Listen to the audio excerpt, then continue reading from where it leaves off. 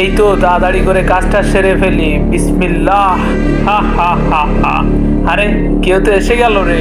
তাড়াতাড়ি করে লাশটা সরাতে হবে। লাশটা আমি সরিয়ে ফেলি, লাশটা বাথরুমে নিয়ে যাব।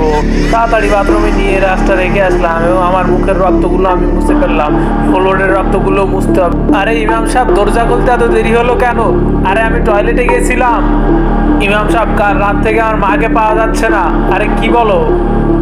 হ্যাঁ, আমি একটু পুচ্ছাপ করে আসি। আরে না না, বাথরুমে যাও না, বাথরুমে পানি নাই। বাথরুমে যাওয়া যাবে না এখন, পানি শেষ।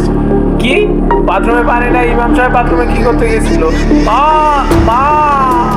তারপর কি হলো সেটা দেখার আগে তোমাদের কাছে যদি এই দুইটা ছবির ভিতর কোনোটা ভালো লেগে থাকে তাহলে তোমরা ভিডিওতে লাইক দিয়ে সাবস্ক্রাইব করো এবং কমেন্ট বক্সে বলে দাও তোমরা এক নাকি দুই। ইমাম সাহেব, তুমি আমার মাকে কেন মেরেছো বলো? কেন কেন মেরেছো আমার মাকে? তাহলে শুনো, ইমাম সাহেব আমাকে রক্তের শরবত দেন, আমি রক্তের শরবত খাবো। আরে এ তো রক্ত খাওয়ার এক কোষ।